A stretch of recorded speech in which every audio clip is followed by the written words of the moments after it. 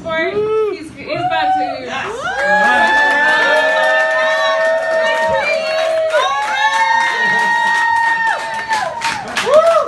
Thank you. Wow, great comedy, huh? Thanks for the other comics. Thanks also to my friend for bringing his parents for some reason. That's great. I think they got a little more than they bargained for, so that's cool. What I got more than I bargained for is wearing the exact same color as the background, so you get this nice like New Mexico sunset going on here. So, but feeling good, feeling great. Maybe like you're in heaven almost. Well, if not, you at least made it to a Wonderland.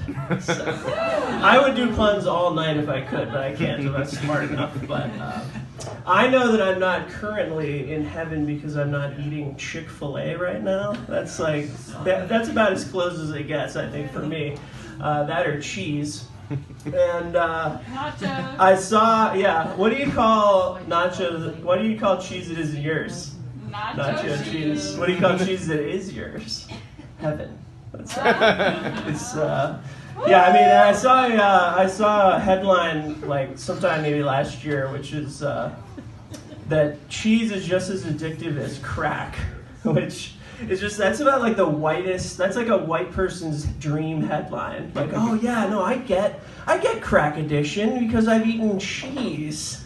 It's like, no, dude, shut up. Like, you're not lying in the Whole Foods cheese aisle like, hey man, come on, break me off a piece of that manchego, man. I need it. I need the manchego. Not even Swiss.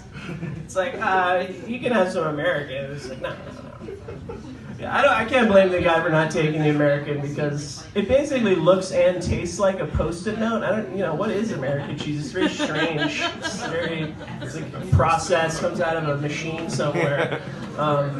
But I've had an experience. I feel like half the time, like sometimes you're trying to be a saint and you like don't even want the food anymore. And you're like, oh, I'll give it to a homeless guy, and I hand it to him, and he looks at it and he's like, no, I don't want that. It's like, what? Like, come on, man. Like, you have this discriminating taste all of a sudden. You're begging for food, but you don't take what I have to give. And it's like, did someone like give you the house and then you were like, no, I don't want that one. I want the other one. So that's rough. But yeah. But heaven is a strange concept. A lot of the old religions, they have this concept of heaven. Actually, most of the time, it's a garden. Which makes sense for people that live in the desert because that's like the best thing they can imagine is like a place with water and fruit and stuff. But you can understand why people aren't really that into religion nowadays because there's a lot more cooler stuff than a garden. I mean, there's lots of gardens nowadays. It's like you don't have to. It's like do all this like lame kind of boring shit just to go to a garden later. It's like cool. And then if you don't. The alternative for, because Eve ate an apple once, like, or whatever it was, you get eternal damnation in a lake of fire. It's like, oh, that God's kind of a dick, actually. I don't want to praise that guy. You can imagine, like, how they would react if you took, like, a guy like Abraham to the supermarket. And you're just like, oh yeah, and you kind of impressed him right off the bat because you kind of wave your hand and the door opens. So it's automatically kind of like, whoa, this guy is like a prophet or something. And then it's like, yeah, like, and look, there's all this like fruit here. It's already here. It's stacked up. Like you don't even have to do anything. It's just here, and like, it would just blow his mind.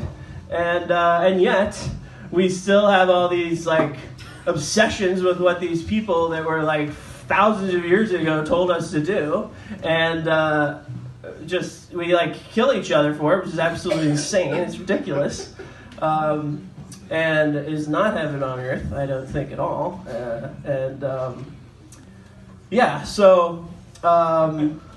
You got people distracted with poppers, video games.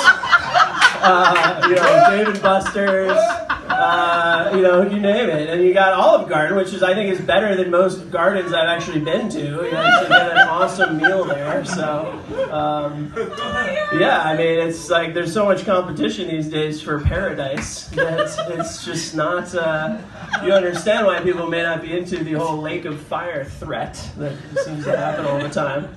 So, yeah, so you can imagine, like, this is like a scenario I would imagine, because there's all these stories of like a prophet like visiting someone and like, oh, they like have a truth to tell them, and you can imagine like a guy like playing Fortnite, and he's like playing Fortnite and whatever, and then like Elijah comes and he's like, oh, I will show you the garden of truth, like listen to me, and he's like, oh, yeah, cool, and it's like multiplayer, I can't pause like while it's on multiplayer, so just like give me a second here, and yeah, but all right, thanks very much.